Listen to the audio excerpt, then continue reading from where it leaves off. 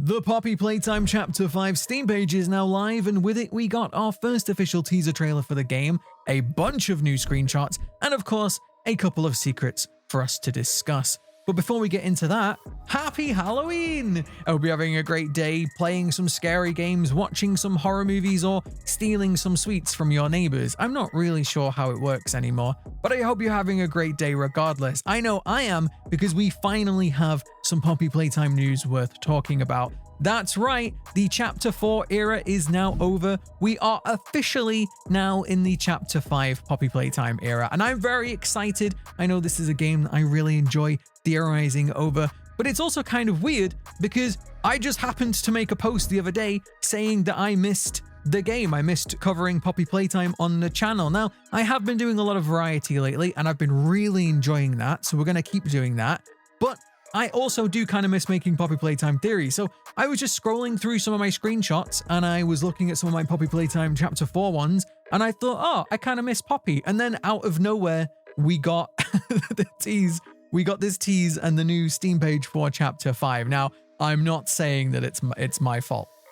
It's really not. I had no idea that this was coming. But this new teaser trailer is kind of interesting. There's a few little things in here I want to talk about, and I'm kind of excited. So this teaser trailer starts off in this corridor. Now, this is obviously going to be in the labs. This is a very important part of the series, part of the story. We haven't actually really seen inside the labs yet. We've had a couple of videos that may have teased inside the labs with like the Bron VHS, but this is going to be the first time that we actually get to delve into the labs ourselves and find out what's really going on in the Playtime Co. factory. Now, this corridor, the first thing you'll probably notice is that it is slowly filling up with smoke, and the teaser trailer explains that in just a moment. But one thing that you might not have noticed is on the wall over here, we can see a bunch of cats. Now, the cats are a bit of a weird one because the cats are pretty popular characters in the Poppy Playtime franchise, but quite a few of them actually haven't had a presence in the game.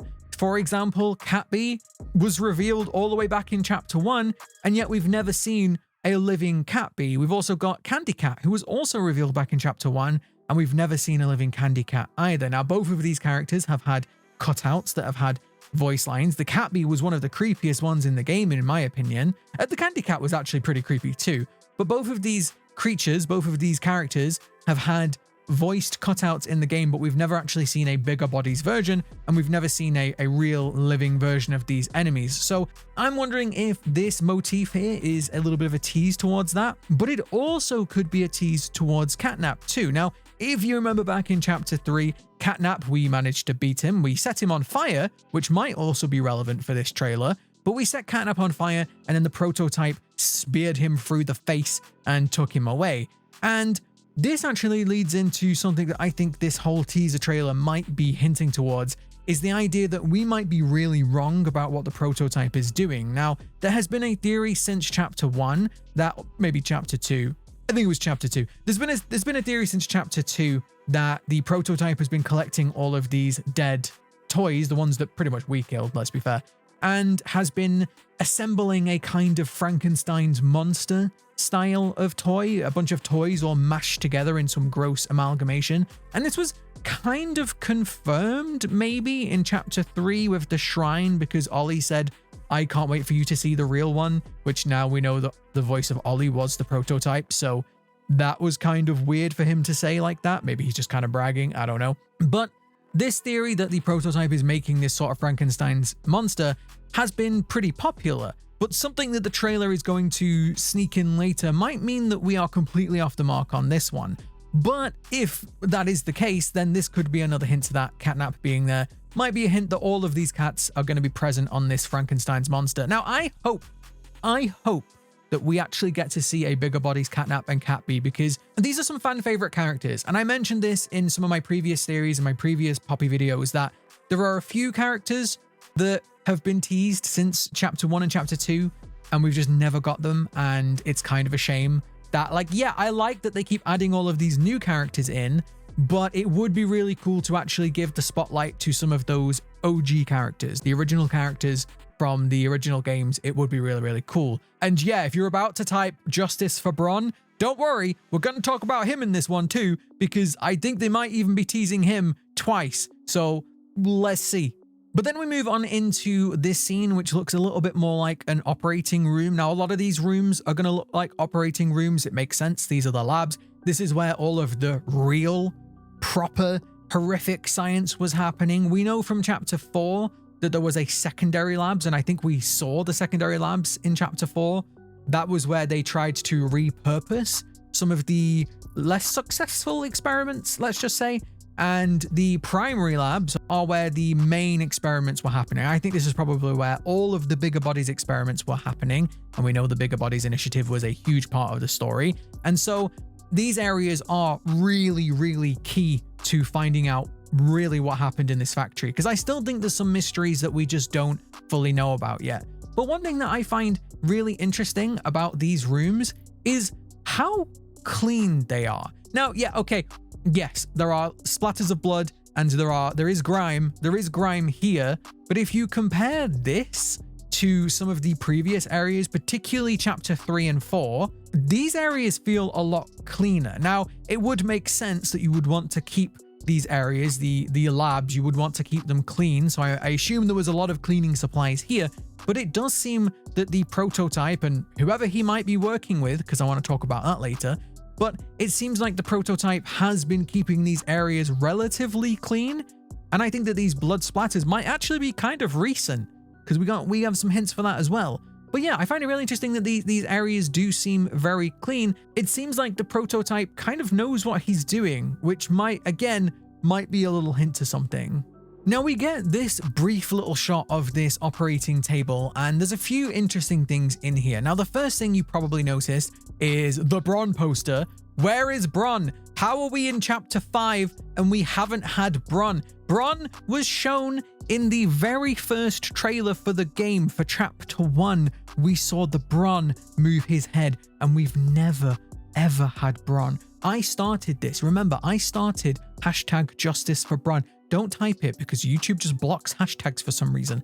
But Justice for Bron is a thing I've been saying since chapter 2. We need Bron. He had the coolest cutout in chapter 2, and we've never seen him. Now, I think this poster being here might be a hint that we are actually going to get a Bigger Bodies Bron in chapter 5, especially when you compare this to one of the screenshots that I'm going to talk about in a little bit. I think this, yet again, is a hint towards that. Now, yes, this is the safety first poster. It's a cheeky, tongue-in-cheek, joke, as most of these posters are, like the Huggy Wuggy, don't forget to take breaks, gotta have breaks, but no longer than 15 minutes. This is kind of like that, safety first, obviously this factory is one of the most unsafe places you've ever seen. It's falling apart at the seams. And so, yes, it's a joke, okay? However, it might also be a joke that the devs are like, ha ha ha, we tricked you again. No Bron for you, you pieces of crap. But listen, I'm hoping that this poster, alongside the other Bron poster that we saw in the Bron VHS, I'm hoping that this is finally confirmation that we're going to see a Bigger Bodies Bron. Anyway, we also have this operating table. Now, if you look on the floor, there is this hand, this yellow hand, or maybe a glove. And I initially thought that this was Huggy's hand, because we know that Huggy he's going to return. Yes, I'm going to be talking about Huggy in this video, but Huggy's returning for chapter 5, and he seems like he is going to be an enemy that we will have to avoid throughout this chapter. So thank God for that. Sorry, thank Mob for that. But this, I originally thought this was his hand, because we know he's missing a hand. And I thought, oh, so maybe he's been operated on. This was the table that the prototype, fixed him up, and this is the hand that's left over. But if you look really closely, it looks like there are 2 of them. So now I don't know if this is Huggy's hand, or if these are gloves, like operating gloves, rubber gloves, if you will. So I don't know. I don't know if this is a hint towards Huggy and his hand, or whether this is a hint towards whoever operated on Huggy, because if that is the case, well, then I doubt these gloves are going on the prototype's hand, because we know his hand is huge, giant, in fact. And if you look at the floor, you can see these instruments. We can see some scissors. We can see a razor, which they probably used in the surgery. And I think it looks a bit weird. I don't know, could the prototype use the tiny tools like this with his giant metallic hands? maybe he can. Maybe those hands are really, you know, they're really good for the surgery. I don't know. But it's a bit weird that we have these two gloves here that seem to be, first of all, they don't have 5 fingers. So are they using toys to operate on the other toys? No, wait, no. It's the Ban Ban. It's the surgeon from Ban Ban all over again. No.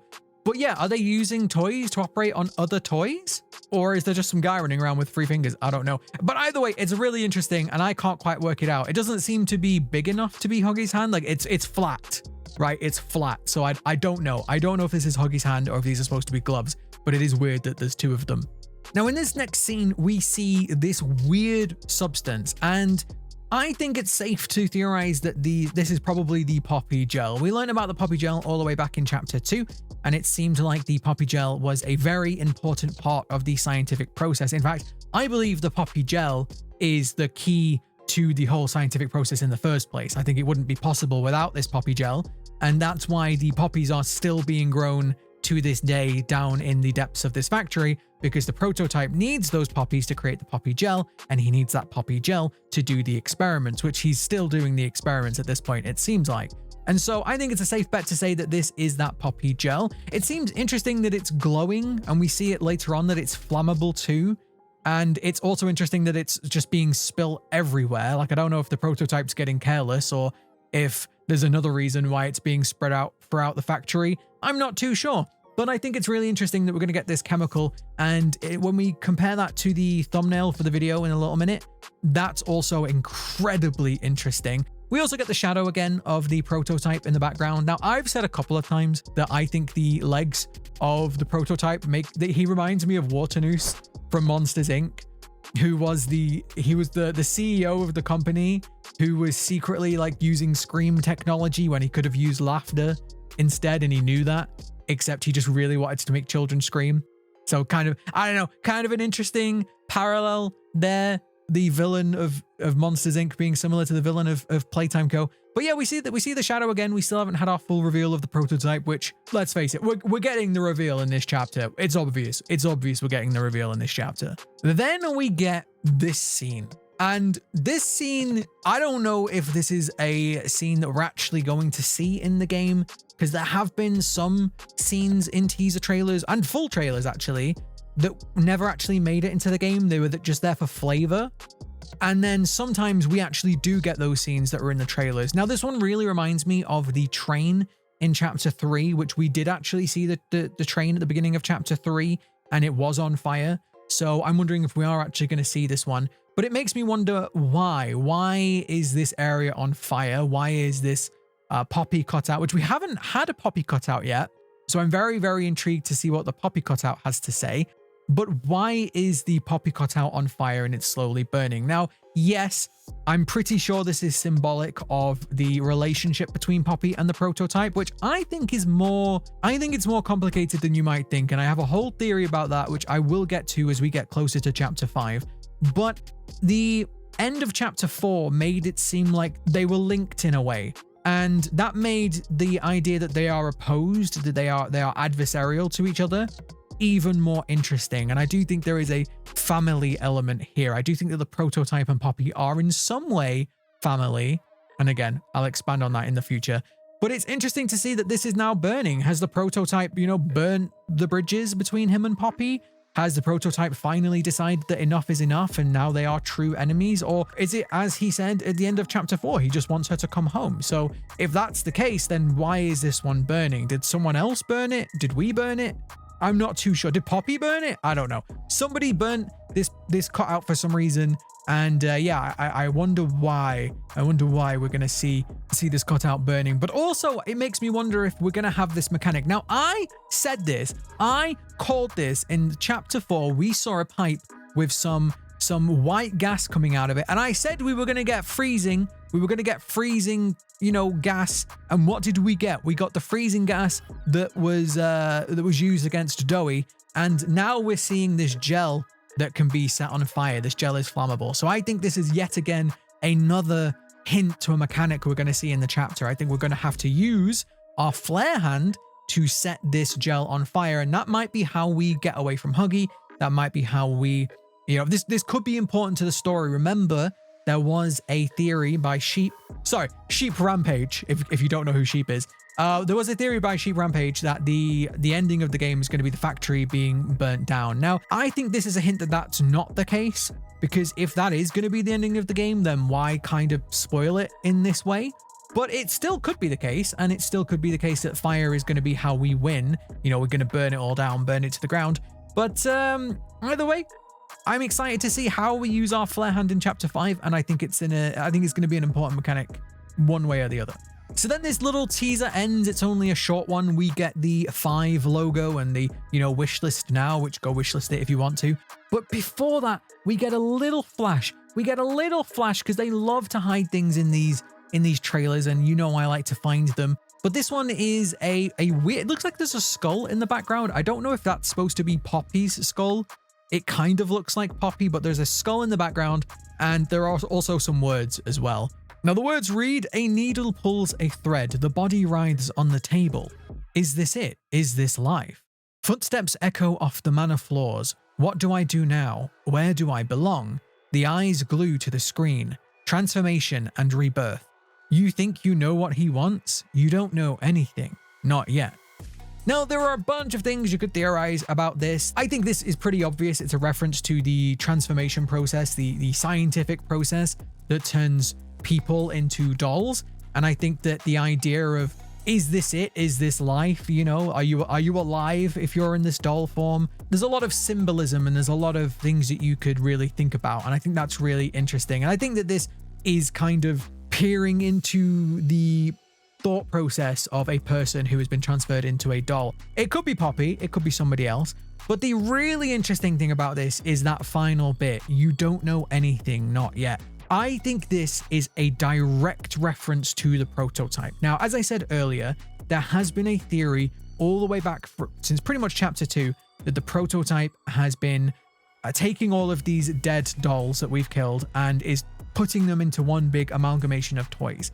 Now, I'm not sure if that is the full story just yet. And in fact, I don't know if that's even true. We know that the prototype brought Huggy back. He did surgery on Huggy to save Huggy. And I said many chapters ago that what if he was doing the same thing for Mommy Longlegs? I said before we knew that Huggy was back, I said that the prototype could actually be fixing these toys, bringing them back to life, because we don't know how resilient they are. We don't know, you know, is Mommy really dead or was she just knocked out? Right? Because Huggy survived that fall, and that fall would have killed any human. So they're obviously much more resilient, and Playtime Co. has the ability, or had the ability, to transfer human consciousness from a human body to a doll. So there is nothing to say that they don't have the capacity to bring those dolls back, maybe put them in a different body, you know, maybe fix the original body. We just don't know. And we also know in Chapter 4 that the prototype was willing to work with Harley Sawyer, basically his arch nemesis, right, to figure out something. He was trying to figure out something, and both him and Harley Sawyer needed more time to figure that out. And I don't know whether that was to, you know, transfer the orphans into doll bodies, whether that was to bring somebody back to life, whether this was to, again, save people like Mommy and Theo. I'm not sure. But I think this little tease here is I think it's a direct confirmation that our theories could be completely wrong. And I think there's going to be a massive twist with the prototype in this chapter, and I'm very interested to find out. Now, speaking of that twist, there is something else that I find really interesting. Now, on the Steam page, it says, "Face off against the deadly puppet master behind the horrifying events of Playtime Co." Now, that word, puppet master, I think is a huge hint, because we have, up until this point, been under the assumption that the prototype is the big bad of this series, or, if you're a fan of my theories, that it's Poppy. But the fact that Mob are saying the deadly puppet master, because they could say the prototype, right? Everybody knows, or everybody's expecting, that in Chapter 5, the big bad is going to be the prototype. And so they could have said, face off against the prototype, but they didn't. They said the deadly puppet master. And they say this several times throughout the description too. And I think this is a big hint, once again, that the prototype isn't the big bad of this series. Yes, I think the prototype has done some bad things in the name of good. I think that the prototype truly is trying to save these orphans and truly is trying to save these experiments, but you know, the options here are very, very limited. The prototype has no food for them, so he has to, you know, resort to cannibalism. He can't really keep them all under control. They're all slowly going mad due to the trauma of the experiments, due to the scientific process, the lack of sunlight, you know, the lack of role models. All of these things make it a really difficult situation, and I think the prototype is truly trying to keep everybody alive and safe, but you have people with different ideas about what they want to do.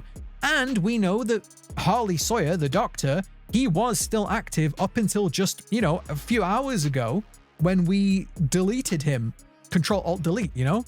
So I think that them saying the Puppet Master is leaving open the possibility that no, the prototype isn't the big bad, and whether that big bad is Poppy, like I theorized, or it is somebody else that we've not even met yet. Could be someone new. Could even be Ludwig. Ludwig could still be alive. Who knows? But I think that them specifically saying the Puppet Master is a huge hint that we might just be wrong. This might all be misdirection. Now, there is the piece of artwork. I know somebody in the comments is going to say it. There was that piece of artwork in Project Playtime that showed the prototype's hand with Mommy Longlegs and strings, making him look like the Puppet Master. But once again, I just don't know. That could be somebody's perception, right? That could be like Poppy's perception of what's going on.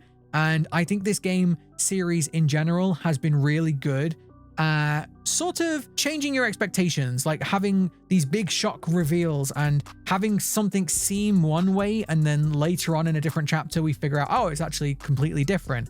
And so I think it would be very odd if it is just the prototype and he is just the, you know, the big bad. I think it would be very, very, very interesting if there was another villain behind the scenes.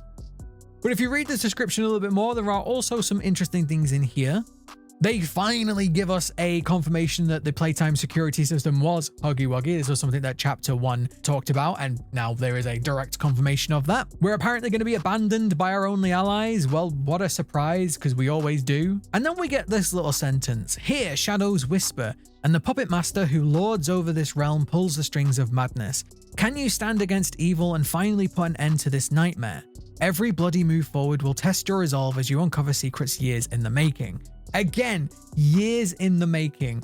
I think that is a cheeky hint that there are secrets that have been laid since Chapter 1 that we're finally going to get some answers to. Remember, the name Elliot Ludwig was plastered all over those vents, and we've never had any real confirmation about why. But then looking at the features, stomach-churning terrors await you in this new section of the factory as you uncover the dark works hidden within the prototype stomping grounds. Now again, that might be a confirmation that the prototype is the big bad of the series, but we know that this area, the labs are the prototype's area. This is his domain.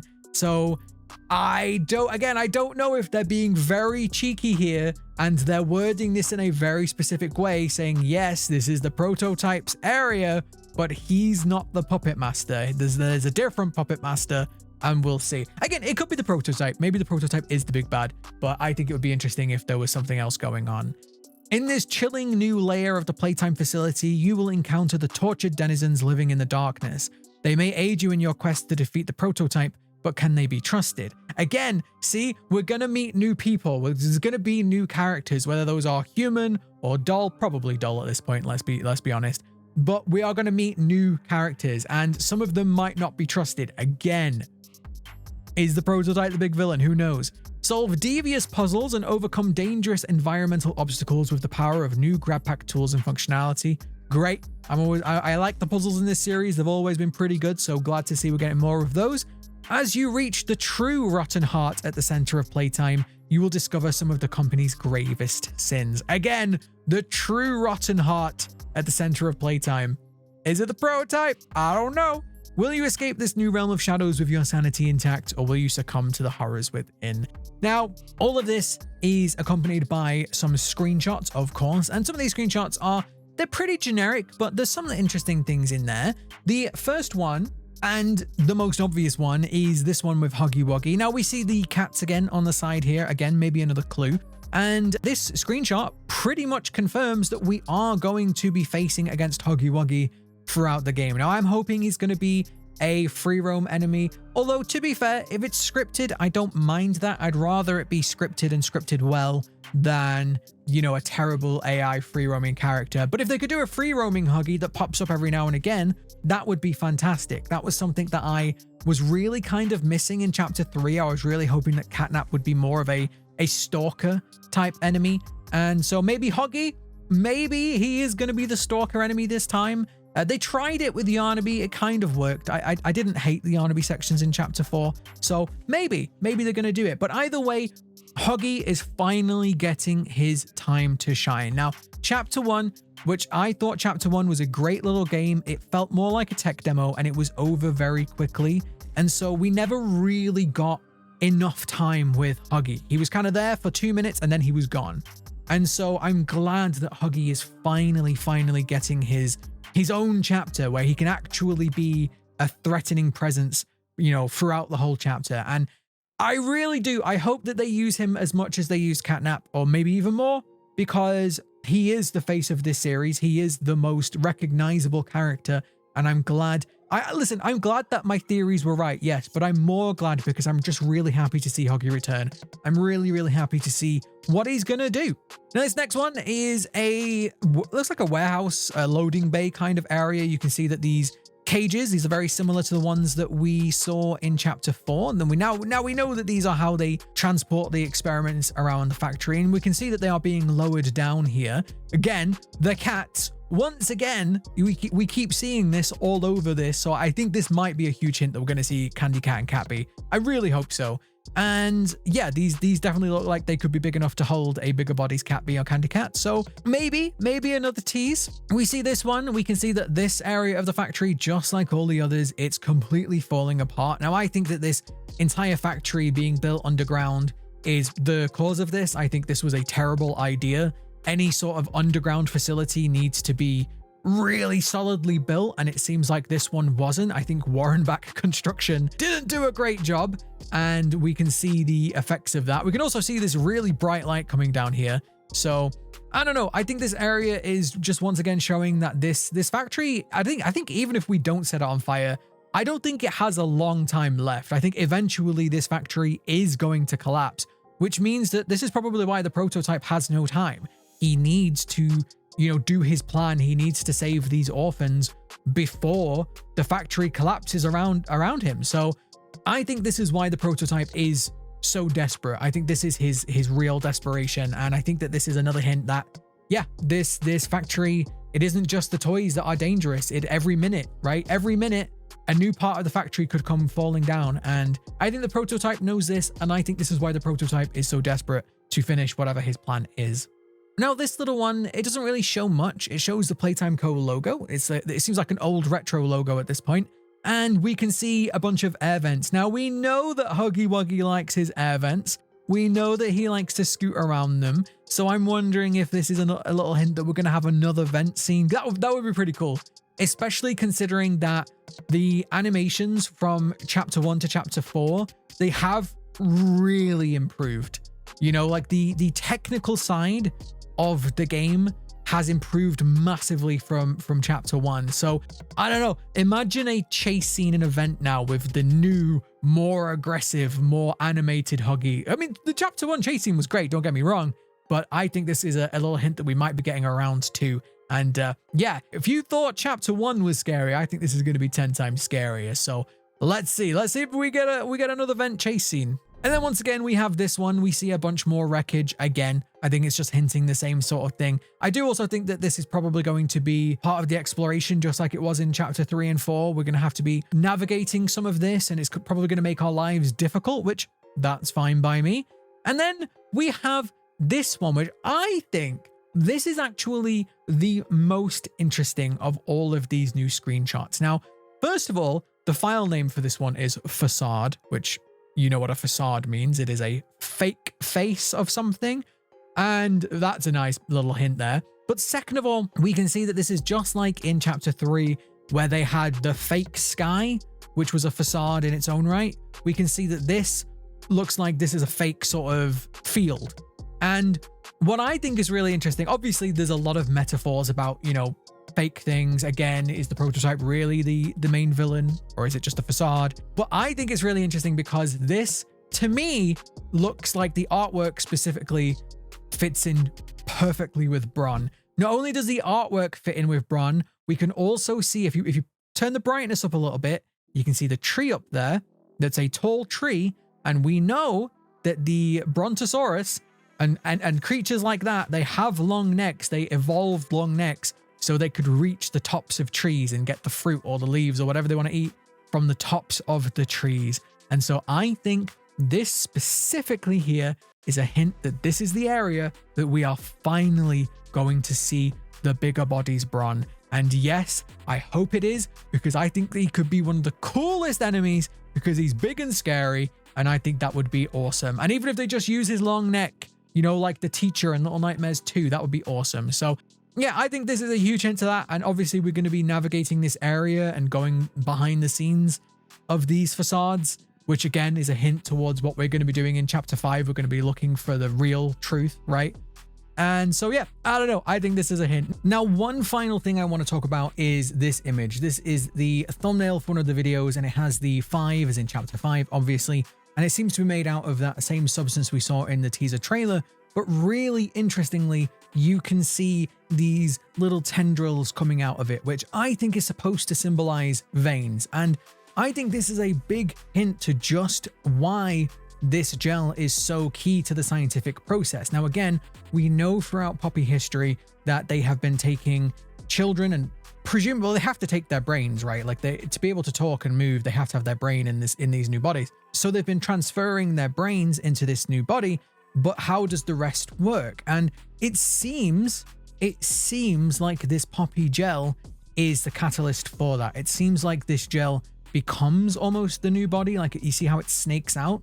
I think, and this is just a theory, a Tericho theory, but I think that this is what they do. They put the brain in the new body and they put this Poppy gel, and the Poppy gel grows into the body of the toy. Does that make sense? So whatever, it's like this, it's like a skin suit, right? The doll body is like the outer layer, and then the Poppy gel becomes the tissue, becomes the meat, it becomes the inner workings of the body. And that's how they can make a child fit in any different size body, because this gel is what grows into it. So they probably have a skeleton, right? Because we saw a skeleton in chapter 4. We saw Riley's skeleton, and then I think the Poppy gel forms around it and forms the body, the blood vessels, and all the extra stuff. So I think that's really interesting and really creepy. And if that is the case, I mean, think of all the applications for that. That could explain Doughy. It could explain all of these monsters. It could explain all of these experiments. They're children, Tericho, they're children. But yeah, it explains all of these experiments and how they could fit any different size doll body, including the bigger bodies. They just use more gel, which would also mean that they could make a kaiju. Maybe that's what the prototype is doing. Maybe the prototype is he's trying to make a kaiju, and he needs so much Poppy gel. That's why it's taking him so long. Oh my God, imagine how big the real one's gonna be. But yeah, this is really interesting. I found this weird and creepy, and I love it. Yeah, great. To close out this video, I will say that I don't know if chapter 5 is the last chapter. We haven't been told. We have no confirmation. I don't know. The description for it doesn't really give any hint either. It does hint sort of that we're coming to the culmination of all of this build up, but it doesn't necessarily mean that this is going to be the last chapter, but it could be. It could be the last chapter. And if that's the case, if that's where they want to end the story, that's fine. If they don't have any more story after that, that's okay. We have some hints that we're going to be getting other games like Poppy Play Park and things like that. But I don't know. If this is the end of the main game, fine. I kind of hope it keeps going, because I just love this game series. It's one of my favorite to play and to theorize over. So it will be really sad if that's the end. But, you know, every story has to have an end somewhere. And I'm sure they will continue to do other things too. So I don't know. We'll see. I want to say, just very quickly, before you click off the video, I want to say very quickly, a huge thank you to everybody supporting the channel lately. Listen, if you don't want to watch any of my videos, that's absolutely okay. I'm not going to force you to. But I have been doing a lot more variety on the channel lately. You've probably noticed we've been covering a lot more different games, and I've been really enjoying it. I really enjoy being able to cover different games on the channel because it keeps it fresh and interesting. And as much as I love Poppy, as much as I love Little Nightmares, as much as much as I love those game series, I need variety in my life. Otherwise, I just get bored, and I think that my content becomes boring when I'm bored. So thank you so much for everyone who tunes in and watches all the different games that we cover. And if you don't, that's okay too. If you only like the Poppy, that's fine. But I just wanted to say a huge thank you. It's been really encouraging lately that I've been able to cover Resident Evil, Silent Hill, Fran Bow. We'll be doing Amanda the Adventurer, Reanimal, all of these different games alongside Poppy and Little Nightmares and all these things. I just want to say a huge thank you. I really do appreciate all of the love and all the support on the channel. So yeah, have a great Halloween. I'm going to go and edit this video and try and get my playthrough that I've done for you edited as well. And yeah, I'm super excited for Chapter 5. You do not know how excited I am. Well, you probably do. Anyway, I'm very excited. I hope you are too. Thank you very much for watching, and I will see you next time.